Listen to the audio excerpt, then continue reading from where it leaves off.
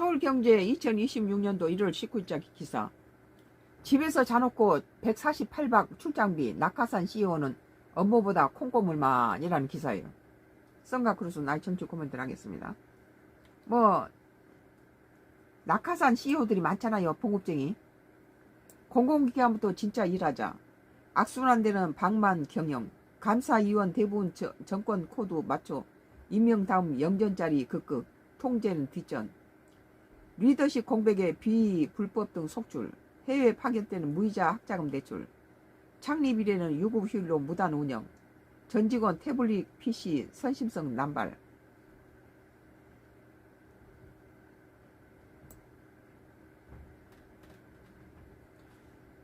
지난해 7월 캐나다 토론토에서 열린 세계 감사인 대회를 둘러싼 외유성 출장 논란은 공공기관의 뿌리 깊은 방만 경영이 아직도 남아있다는 증거를 볼 수 있다.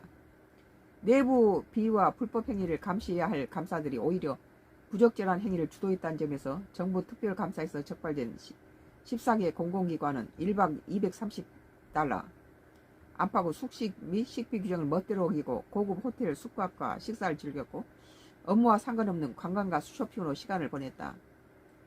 이들은 출장 일정을 5박 7일에 달했다. 국내 출장 때도 자택에서 숙박하고 출장비를 지급했다는 거예요.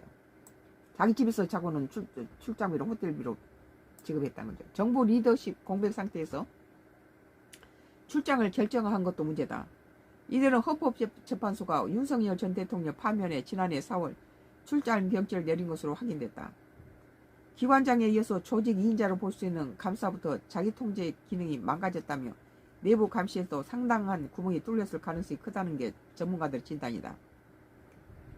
실제 19일 감사원에 따르면 공공기관들은 올해 자체적으로 5,462명의 연인원을 투입해 126개 사항에 대해 자체 감사를 벌일 계획이다. 아직 계획을 통보하지 않는 기관까지 포함하면 감사의 절대량은 선진국과 비교해도 적지 않다.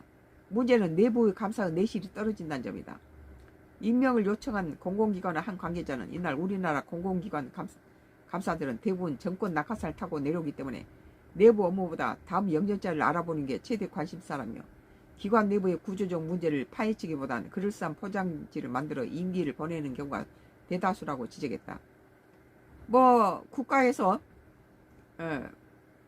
무슨 뭐 정치적으로 뭐 수고한 거나 자기 패거리들을 갖다 이런 공공기관에 이렇게 낙하산으로 보내가지고 자기 사람을 심어두고